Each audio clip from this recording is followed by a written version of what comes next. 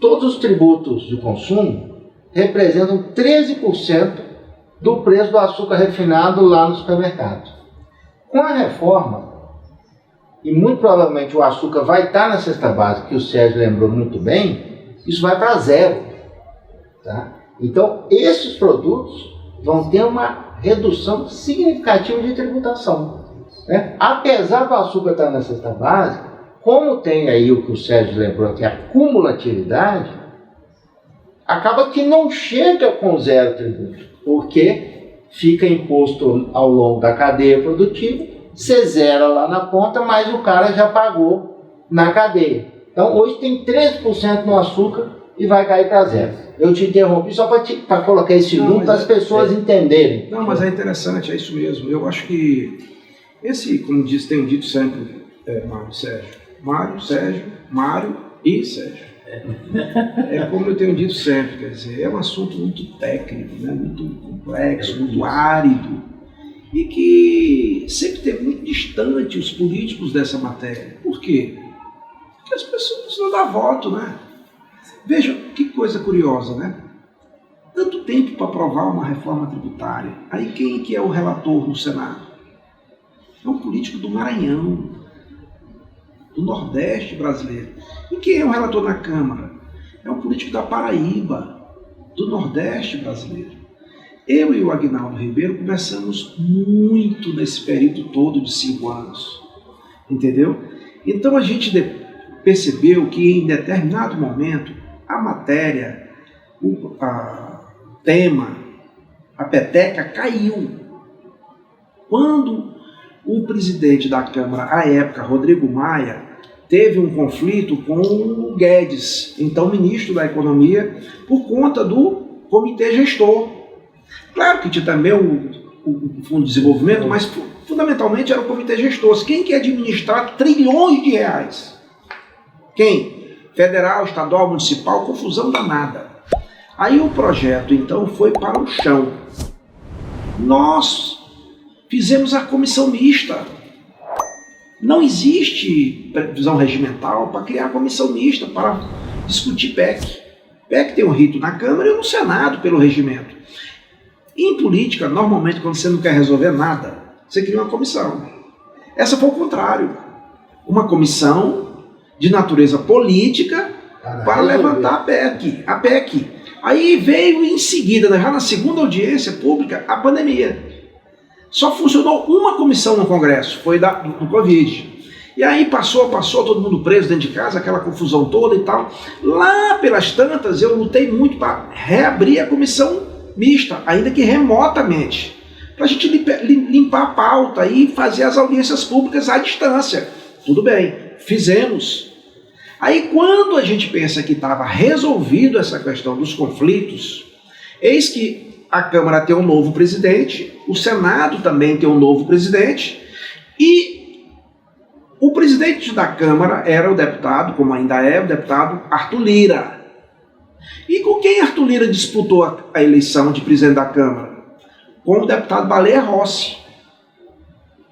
E quem era o autor da proposta da Câmara? Baleia Rossi. E o relator? Aguinaldo Ribeiro. Aguinaldo Ribeiro do partido do Arthur Lira, mas apoiou o Baleia Rossi. E o presidente da comissão especial da Câmara? Deputado Hildo Rocha, do MDB, do partido do Baleia Rossi. O que aconteceu? A comissão da Câmara foi extinta. Foi para o plenário, mas não tinha relatório. Então foi pensada uma outra proposta lá. Na Câmara o assunto morreu. O que fez o senador Roberto Rocha? Pegou todo aquele acumulado da comissão mista, todo aquele apanhado que era para unificar as duas propostas da Câmara e do Senado, fizemos isso, e levei para a comissão do Senado, para a PEC 110.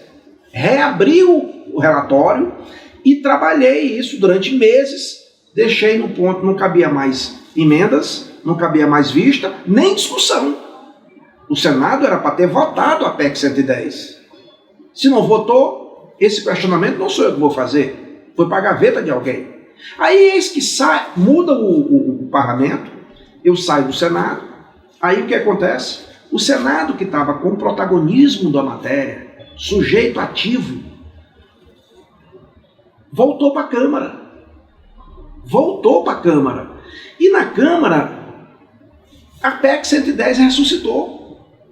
E aí, o relatório da PEC 110 veio da comissão da PEC 110 do Senado.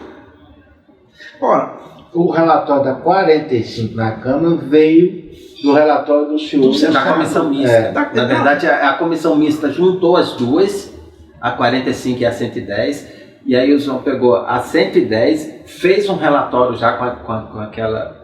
Era o que eu falei, a gente pegou todo esse apanhado, levou para 110, acrescentou através das inúmeras audiências públicas, emendas e tal, afinamos tudo, alistamos, botamos todo mundo para ler na mesma página e tal, e acabou o mandato. Mas serviu de base para 45. Mas isso é uma construção, entendeu? Então, com muita alegria, eu ouvi no dia da promulgação, vários reconheceram mesmo na minha ausência. Reconheceram o ministro, Haddad, o presidente do Senado e tal. Bom, eu acho que cumpri um grande papel para o Brasil e para o Maranhão. Por que eu faço isso como político do Maranhão? Parece estranho, né? É porque eu só conheço uma forma de combater a pobreza. Uma é gerando riqueza. Não estou falando de manter a pobreza e administrar a pobreza. Estou falando de combater a pobreza. É gerando riqueza. Quem gera riqueza são as empresas. As empresas geram emprego, geram renda. É dali que vem dinheiro dos governos. E aí, como é que alguém quer investir no Brasil, num sistema tributário desse? Não quer. Não tem previsibilidade, não tem segurança jurídica, não tem nada. O que é segurança jurídica? É democracia, liberdade econômica e marco regulatório. Aí nós demos um passo adiante importante. A questão das EPS que o Sérgio levantou é porque eu também trabalhei esse tema durante muitos anos, mas as EPS não bypassam o sistema tributário, porque as EPS não estão sujeitas ao sistema tributário. Entendeu? E há um conflito de ZPE para lá, para cá, até que quando concluir a reforma tributária, as EPS vão perder um pouco força. Por quê? Porque o sistema tributário interno vai ficar bom. As pessoas queriam ir para as EPS para fugir do sistema tributário brasileiro. Entendeu? Ótimo. Então, Sérgio e Mário, eu só acrescento a vocês o seguinte: como é que a gente vive no mundo digital de hoje, onde o maior restaurante do Brasil não tem uma panela, que é o iFood? A empresa de táxi, vamos chamar assim, tem um carro, que é Uber. A empresa maior do Brasil de varejo hoje é o Mercado Livre. Uma empresa digital. Passou todas as outras. O Nubank passou um bocado de banco, já está aí nas pontas do Nubank. Um banco digital. Observe, como é que a gente pode estar no mundo digital e o sistema tributário analógico? Então eu vou estar contra a reforma tributária que propõe um sistema digital, um sistema eletrônico de crédito e débito. E aí a gente tem que fazer justiça a um grande brasileiro, Miguel Aburrabi, lá de Santa Catarina, que veio a Brasília muitas vezes para fazer audiências públicas, totalmente integrado, disposto para colaborar e tal. Então, é fundamental que a reforma não seja apenas clássica, que ela seja também tecnológica, entendeu? E ela é tecnológica. O e-commerce, quem é que desconhece a realidade? Quer dizer que o Brasil, em determinado momento da história, com preconceito contra os industriais, liquidou as indústrias. Por exemplo, por que IPI? Para que tem que ter IPI? Por que não tem IPA da agricultura? Ou do serviço, IPS? Ah, mas tem que ter IPI. Tá, IPI arrecada 45 bilhões, 50 por ano. IPI é um ponto do IVA. Mas tem que acabar a IPI. Tem que acabar a IPI. Nós temos que fortalecer a indústria nacional. E a nossa sugestão é essa. Agora, você diz assim, e o comércio? Para que ter loja? Para que trabalhar para a loja? Para montar loja, pagar aluguel, ou montar loja, ou ter funcionário, para que se compra na internet? Então é óbvio que uma parte das lojas hoje, físicas, dos grandes varejistas do Brasil, vão fechar. Vão fechar, mas isso é óbvio. Então como é que nós vamos fazer? A gente vai continuar no sistema tributário analógico? Não. A gente tem que melhorar para que o e-commerce também pague imposto como os outros. Só esse texto, de 5 linhas, na reforma tributária, no nosso texto, demorou meses para poder ser concluído em conversa com muitas pessoas. Então, desonerar a exportação. Vem cá, o único lugar do planeta que exporta imposto é o Brasil. Desonerar a exportação é fundamental. Como desonerar os investimentos? Você vai montar uma gráfica? Por que você vai pagar imposto de uma máquina? Do papel? Epa! O IVA transfere. Você acumula crédito. Você paga ao adquirir, mas você acumula. Você recebe de volta. Você recebe de volta. Então você desonera o investimento. Porque não tem que onerar o investimento, não tem que tributar o investimento, tem que tributar o produto lá na ponta. Porque empresário não paga imposto, gente. Nós somos empresários. Quem paga imposto é o contribuinte, é o consumidor. Porque tudo vai para o preço. Então eu acredito, sinceramente, que o sistema tributário da base consumo, não estamos falando aqui de renda, não estamos falando aqui da base patrimônio, apesar de que, nessa reforma, que só se discute base consumo, tem um ponto importante, que é a cobrança dos veículos que hoje não pagam IPVA, que é helicópteros, jatinhos e iates. Passa a pagar. Fui eu que incluí na reforma tributária, fui eu que incluí. Nós temos avião, nós temos barco, mas eu não acho justo, tem que pagar. Você vai no Detran, no Ciretran, você vai encontrar só carro popular e moto popular. O meu estado tomou moto e carro, o governador, de milhares de pessoas, depois vendeu. Mas vem cá, quem é que já viu lá no pátio do Detran uma BMW, uma Ferrari, um Audi? Será que não atrasa o IPVA? Claro, mas via de regra resolve com um telefonema ou uma carteirada. Essa é a realidade, é o mundo real. Quem é que já viu uma moto, a não ser uma moto de mototáxi no Detran? Mas quem é mesmo que já viu foi jato preso por falta de pagamento de imposto? Ou iate, ou helicóptero. Não, porque no Brasil não paga IPVA. Mas isso é justo? Não, não é justo, mas vai passar a pagar. Vai passar a pagar.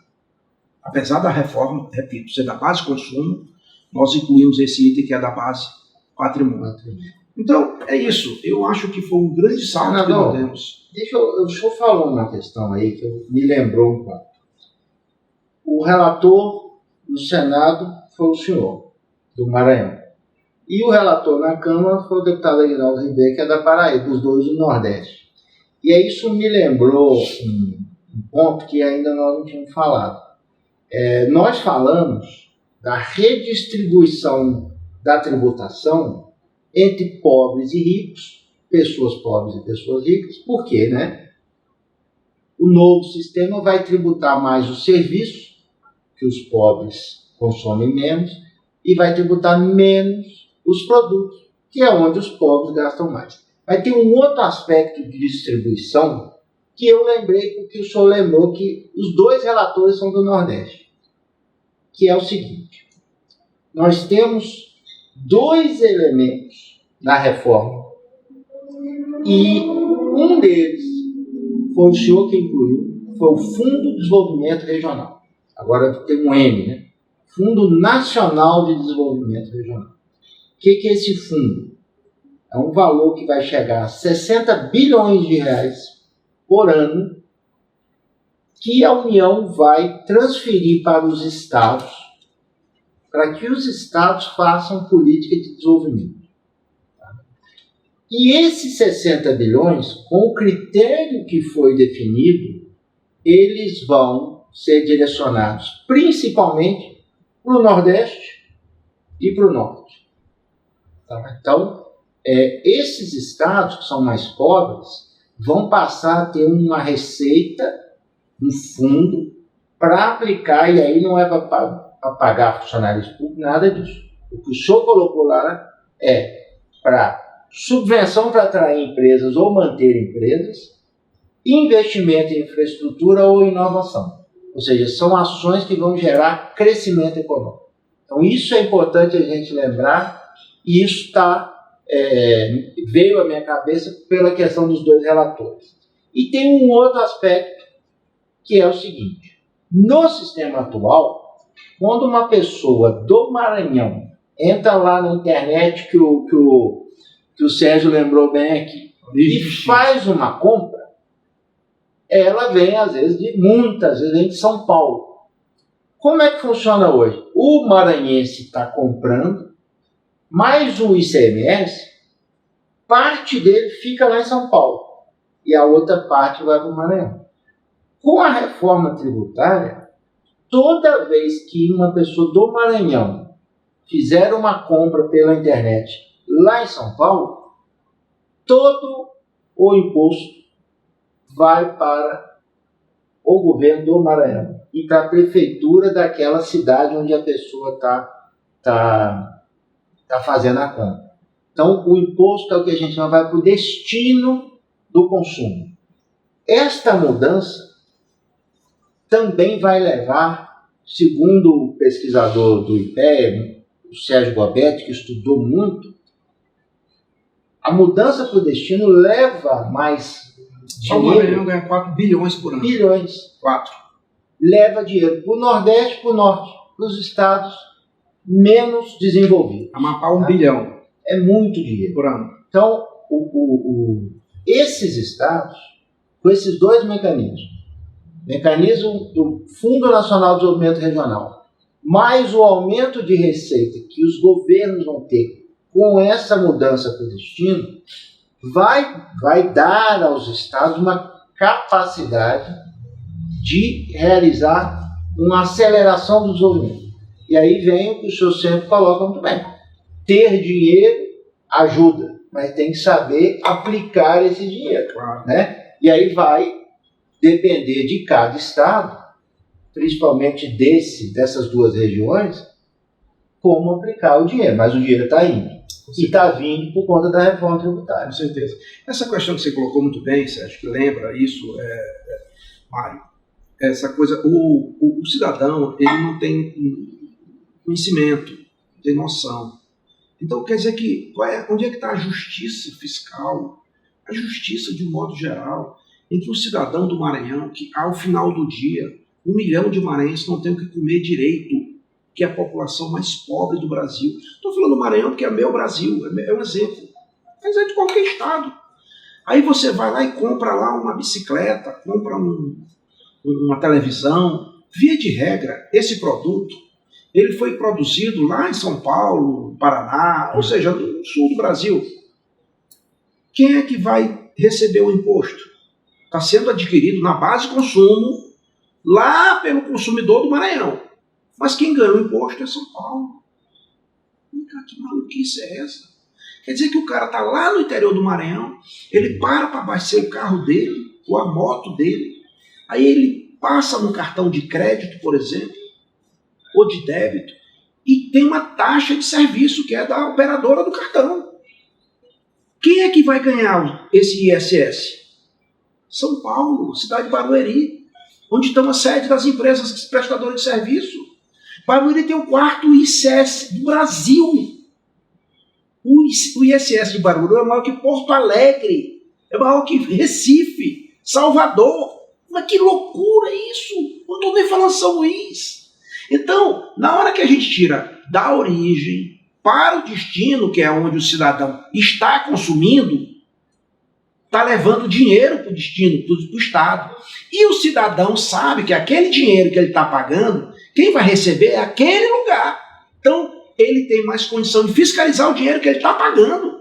Ora, ele está pagando o imposto para São Paulo. Mas como é que ele vai saber? Como é que ele vai fiscalizar? Então, o que a gente está fazendo é um bem muito grande para o país. Não tenho dúvida disso.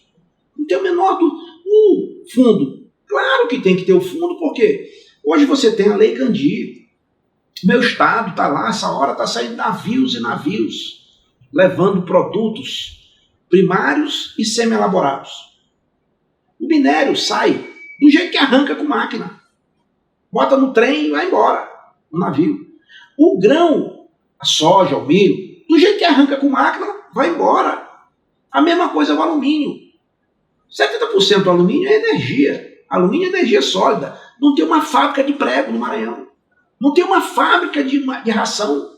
Não tem uma fábrica de panela, nem de pinico, de nada. O Brasil está exportando produto primário semi-elaborado. O nome disso é Robin Hood às avessas. O mais pobre mandando emprego e renda lá para o mais rico. Que loucura! Que loucura! Mas é a Lei Candir. Que ela lá, tantos anos atrás, tantas décadas, que teve uma função importante para alavancar agronegócios e tal, isentou completamente esses produtos primários e semi-elaborados de pagar ICMS. Então, se você exporta o minério bruto, você é premiado, o grão. Mas se você fizer uma fábrica de ração ou uma fábrica de prego, aí você é punido, porque vai ter que pagar imposto. Que loucura! Aí você tem um estado que tem um PIB absoluto alto, que é o Maranhão, mas o PIB per capita é o pior do Brasil. Por quê? Porque o maranhense não é sócio da sua própria riqueza. O que é o PIB? É a riqueza produzida dentro do território, seja um município, estado, país ou um continente. O PIB do Maranhão é grande, mas o PIB do maranhense é o pior do Brasil, porque o maranhense não é parte dele. O que tem que fazer então? Criar um mecanismo para agregar valor ao produto no Brasil, no caso nosso lá no Maranhão. Uma válvula de retenção. Como é o nome disso? Isso é feito por obrigação? Não. Na vida tem coisas que se faz por obrigação e tem coisas que é por incentivo. Sempre que possível, tem que ser por incentivo. Né? Bom, ok. O incentivo que era a Lei Candir, mas a reforma tributária acaba com a Lei Candir. Por quê? Porque a Lei Candir é um apêndice do ICMS. Se acaba com o ICMS, vai acabar com a Lei Candir. Tem que ter um fundo de desenvolvimento para compensar tudo isso. Agora, a gente desonera a exportação. Então, a gente está criando mecanismos para que o ambiente de negócio melhore e empresas... Por que a China não pode pegar uma beneficiadora de grãos, que eles têm lá centenas, da soja produzida aqui no nosso Mato Piba, Maranhão, Piauí, Tocantins e Bahia, dezenas de milhões de toneladas de grãos, e não monta aqui no Brasil para industrializar? 80%, 90% do grão vai exportado. Como 80%, 90% do grão é para ração animal, não é nem para óleo vegetal. Então o desafio do Brasil não é produzir produto primário, produzir vegetal, isso é uma loucura. Qual o desafio? Transformar o produto primário, transformar o vegetal em proteína animal. Criar a cadeia produtiva. Grãos, ração e tal, até chegar aqui na produção de quê? Peixe, frango, suíno, caprino, ovino, etc. Pronto. Aí sim, o Brasil está incluindo as pessoas, o brasileiro está sendo incluído na cadeia produtiva e todo mundo ganha. Todo mundo ganha o jogo a soma, né? Aquela frase que diz do mais. O que é hoje é do menos. Entende? Então a gente, na hora que faz isso, Sérgio, a gente tá proporcionando às pessoas do Brasil, os brasileiros e aqueles que estão fora do Brasil, a vir investir no Brasil. Porque o que falta no Brasil hoje, muito, sobra no mundo. Sabe o que é? Dinheiro. Sobra no mundo o que falta no Brasil. Mas então o que é? Fator de produção, terra, capital e trabalho. O que nós temos muito? Terra e trabalho. Nós não temos capital. Mas o que o mundo lá tem? Hong Kong, Singapura e os países árabes. Capital. Eles não têm terra, nem trabalho, não tem mão de obra. Então vamos juntar uma coisa com a outra. Que é o que nós estamos fazendo. Então, só complementando ainda o que o Mário falou, a questão do Fundo Nacional de Desenvolvimento Regional, ele veio dentro da lógica da atual Constituição do jeito que ela está, porque a Constituição criou os fundos constitucionais, que a gente conhece, o Fundo do Nordeste, o Fundo do Norte e o Fundo do Centro-Oeste. E esses recursos, eles são alocados em projetos privados de investimento. Mas o que acontece no Nordeste? A questão do Nordeste é a questão de logística, é a questão de infraestrutura que não tem. Então agora, com esse fundo, esse fundo de desenvolvimento regional, você vai poder aplicar na logística, na infraestrutura, na melhoria das estradas, do transporte de carga, do transporte de cabotagem também, que foi aprovado o marco, né, que eles chamam a BR do mar, né, da cabotagem. Então ela está dentro dessa lógica toda de mais um instrumento que está se juntando para favorecer a redução, né, das desigualdades regionais. Porque se a gente for pegar a letra da lei, da Constituição, que foi aprovada em 88... 10 anos tinha que... E com 10 anos... Letra morta. Com 10 anos, as desigualdades regionais eram para estar zeradas. E ao longo desses 30 anos de Constituição, mais de 30 anos... Isso vai agravar, piorar. Exatamente, piorou. E por quê? Disso era por falta de instrumentos adequados. Eu tinha um, mas não tinha o outro. Ou seja, eu dava o recurso para botar em projetos industriais bons. Mas como que eu vou botar um projeto industrial, por exemplo, numa região que não tem logística, que não tem infraestrutura? Agora eu tenho esse outro mecanismo. Então, é preciso que o governo faça essa coordenação da logística também, da alocação, que os governos estaduais, que o fundo é deles, né, que eles cheguem a essa a questão que você está colocando, Mário, em outras palavras, muito importante, é o seguinte: um estado como o Maranhão, que é o meu Brasil, é o meu mundo, em primeiro lugar, um estado riquíssimo em recursos naturais, inúmeros presentes de Deus, nunca foram desembrulhados. Aí é uma questão da mediocridade da política local. Um estado maior que São Paulo, um estado que está está numa área de transição do norte para o nordeste, semiárido e semiúmido. Mas vem cá, eu aprendi que não há produção sem logística. Não há nenhuma possibilidade de produção se não tiver logística. Então, por exemplo, qual é a pior renda per capita do Brasil? É o Maranhão. E dentro do Maranhão, qual é a melhor renda per capita? É a região de Balsas. Mas por quê? Porque tem produção, ainda que primária. E primária não é de fruta. Primária é de grãos, é monocultura. Mas por que tem produção só nessa região? Porque tem logística. Porque há 40 e tantos anos atrás, um maranhense daquela região chegou ao governo do estado. Foi meu pai. E criou as condições infraestruturais para aquela região ser uma das maiores produtoras do mundo hoje, que é o Matopiba. Não fosse ele, não tinha Matopiba. Entendeu? Ah, mas por que não tem produção ali? Porque não tem infraestrutura. Então, por exemplo, para ficar bem claro assim, a gente caminhando para o final. Uma indústria, hoje, seja de capital brasileiro ou não, uma indústria de bolsa da Louis Vuitton, por exemplo, uma indústria de panela, qualquer coisa. Se ela vai se instalar no Brasil, se for para o mercado interno, vai ser aonde? Mas é óbvio que ela vai ser desse Brasil que é dividido da metade para baixo. Por quê? Porque lá está o mercado consumidor e a boa logística, ou a melhor logística. Neste caso, a logística é rodovia, ferrovia, hidrovia, portos, aeroportos. Não tem nem como comparar com o Nordeste, com o Norte. O Norte já tem muitos problemas de logística, inclusive ambientais e tal. Resume-se o principal ativo Manaus, com a Zona Franca, que nós mantemos na reforma tributária, porque temos essa compreensão. Nordeste, tá. Então qual é a condição de uma indústria para o Nordeste? Não tem como.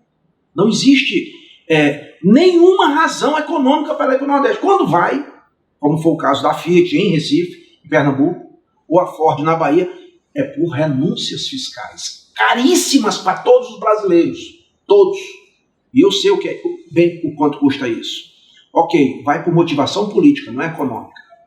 Tá, então como é que, se essa mesma indústria, que nós estamos aqui se referindo, se ela for voltada para o mercado externo, onde é que ela poderá ser instalada?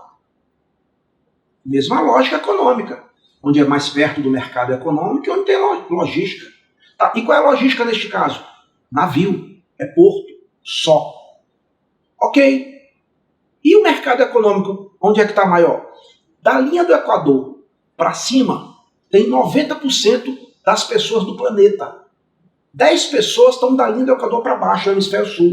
Então, óbvio que o Nordeste está mais perto dos Estados Unidos, da Europa e do mercado asiático pelo canal do Panamá. O lugar, inclusive, no Brasil, mais perto dos Estados Unidos é São Luís do Maranhão, que tem o melhor complexo portuário do Brasil. Ora, daí veio a necessidade das EPS. Só tem uma maneira de emancipar o Nordeste, é gerando riqueza. E como é que vai levar a indústria para o Nordeste? Só tem uma maneira. É assim, os EPS. Ora, para mim, isso aí é muito claro. O Sérgio colocou isso em um bom tempo. E eu falo assim para poder já caminhar para o final, para dizer o seguinte: por que nesses 30 e tantos anos da Constituinte para cá só piorou? Esse fosso social, esses dois Brasis antagônicos, que nosso papel principal como brasileiros é que a gente faça desse país uma só nação. Que a gente não tenha dois Brasis, um da metade para baixo, um da metade para cima, como é hoje. Isso está muito claro, até nas urnas, quando abrem as urnas. Isso fica bem claro para todo mundo. Por que foi piorando também? O sistema tributário. Vem cá. Por exemplo, o governo federal, ele foi ao longo desses anos criando muitas contribuições, como CPMF, etc, etc, etc. Contribuição não é compartilhada com estados e municípios, diferente do imposto. Por isso que CBS e IBS. CBS, contribuição de bens e serviços, é federal, só dele. E outra é IBS, que é imposto de bens e serviços, é compartilhado, estados e municípios. Na hora que você cria muitas contribuições, você acumula o dinheiro na mão do governo federal. Você vai criando uma distorção que nunca permite a aprovação do IVA só. Nunca. Como que vai ser? Serve para o sul, não serve para o norte e vice-versa. Aí vem o IVA dual. Então eu encerro agradecendo muito vocês, como eu comecei falando do IVA dual. Um dia vamos fazer um programa do nosso trio tributário. Trio, sempre de 3, né? Tu já viu o trio de 2, Sérgio? Não. Nem trio de 4, né? Nem trio elétrico. É trio muito mais que 3, né? Olha o bondinho elétrico, olha que bondinho, olha que beleza, Sérgio. Eu trouxe maravilha. Aí, Mário. Bonito. Portugal, Lisboa. Isso aqui lembra muito a minha querida São Luís. São Luís do Maranhão já teve muito bondinho. Espero voltar a ver em São Luís também. Mas, gente, olha, muito obrigado, Sérgio, Mário. Eu sim, agradeço bastante, foi muito elucidador. Que sempre que possível é bom esse bate-papo sobre esse tema, que é um tema muito complexo, e a gente tem que desnudar esse tema, porque aprovamos a reforma tributária a PEC. Embora o quórum seja mais alto, mas agora, na hora de votar as leis regulamentadoras, para a CBS é uma lei ordinária e para o IBS é uma lei complementar, nós vamos ter muitas dificuldades. Porque antes as pessoas não estavam nem sabendo do assunto. Votavam por desconhecimento até, aprovavam ou desaprovavam. Agora muitos já estão passando a conhecer. Então termina que cada um vai querer a reforma tributária para si, para seu setor, para seu segmento. Então vai haver um lobby ainda muito mais forte no Congresso Nacional, e eu posso garantir a você, só quem não tem lobby no Congresso Nacional é o pobre. Esse não tem lobby. Nunca me procurou alguém para falar da cesta básica ou do gás de cozinha. Nunca me procurou para falar de passagem urbana, de transporte coletivo. Nunca. Mas a gente colocou lá. Tá lá. O remédio. Isso. Remédio, comida. Entendeu? Não pode. Você vai na Inglaterra, 0 de imposto para remédio. Tem país que tem carga tributária maior que o Brasil? Tem. Inglaterra, por exemplo, é um. A Alemanha é outro. Carga tributária é maior que o Brasil, mas as pessoas recebem o que pagam na forma de serviços públicos, como saúde, educação, segurança e tal. Aqui não. Aqui você paga muito e não tem saúde pública. Se você quiser saúde, tem que ser privada. Educação, privada. Segurança, privada. Está errado. Então, como é que você faz? Você vai aumentar a base de contribuintes. Então hoje você tem poucos pagando muito. E a gente quer que muitos, se não todos, paguem pouco. É esse o papel da reforma tributária no processo. Isso aí. Mário, obrigado. Obrigado, muito bom aqui a conversa. Eu que agradeço. Obrigado, Sérgio. Obrigado a você. Oportunidade, né, de aprofundar o bom. assunto, Isso. ouvir outros pontos de vista Isso. também, né? Eu me empolgo com o assunto. Muito bom. Eu me empolgo, eu sou muito empolgado com essa matéria, porque eu me dediquei um período muito difícil da minha vida. Quando meu filho estava em São Paulo doente, durante esses 5 anos, eu tive essa matéria como uma fuga da realidade, tentando a cabeça, não perder a cabeça, entendeu? E isso eu agradeço muito, porque isso me permitiu permanecer no eixo. Então eu agradeço, quero agradecer a você pela tolerância, pela audiência, pela participação, e sempre que possível nós vamos estar tratando desse assunto. Esse é o segundo, e os próximos a gente espera fazer mais temáticos, recortar, fazer uma espécie do boi, bife, né? Então a gente vai fazer vários bifes falando tematicamente dos assuntos da reforma tributária. Por exemplo, nós vamos falar um dia exclusivamente sobre IVA dual. Onde é que existe isso no mundo? Canadá, Índia e tal. Como é que é isso? A gente vai tratar disso de forma bem didática. Um abraço a vocês e até a próxima.